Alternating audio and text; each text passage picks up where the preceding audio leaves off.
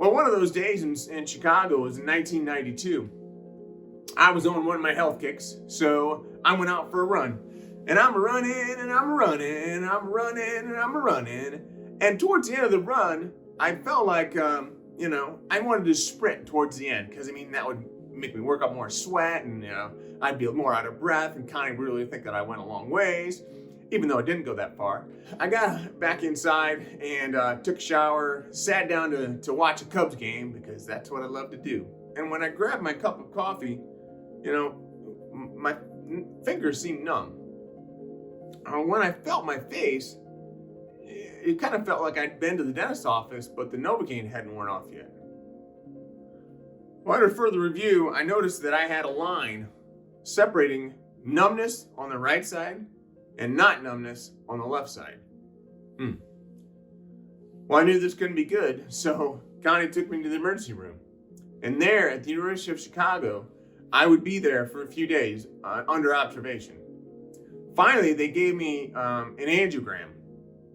And the angiogram is this test that they have to determine if you have different blood vessels in your brain or wherever they're looking. So for me, it was in my brain. Other people have angiograms in other locations.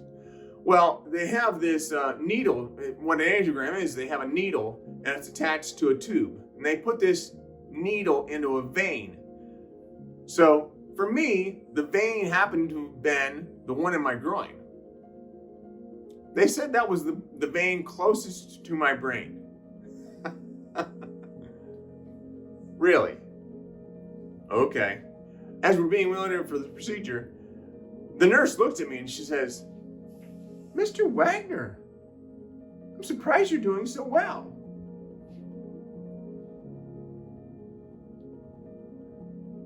Well, someone in your condition is usually in a coma. Now, I'm not sure if she was trying to make me feel better, but if she was, it didn't work. Well, after a few days, the tests came back, and they were worse than they had hoped. I have what's called a cavitous malformation. A cavitous malformation, or a cav-mal, if you will. It's a malformed blood vessel, and they can form anywhere in your body. Mine just happened to have formed in my brainstem. Well, again, they went away and they were looking for different ideas of what I could possibly do to get rid of this cav-mal.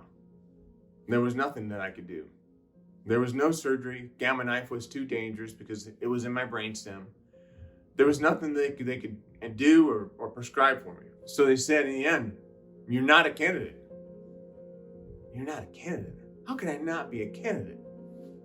It was like something else had been taken away from me. You're not a candidate unless there are no other options. That was what they said. So what are the limitations?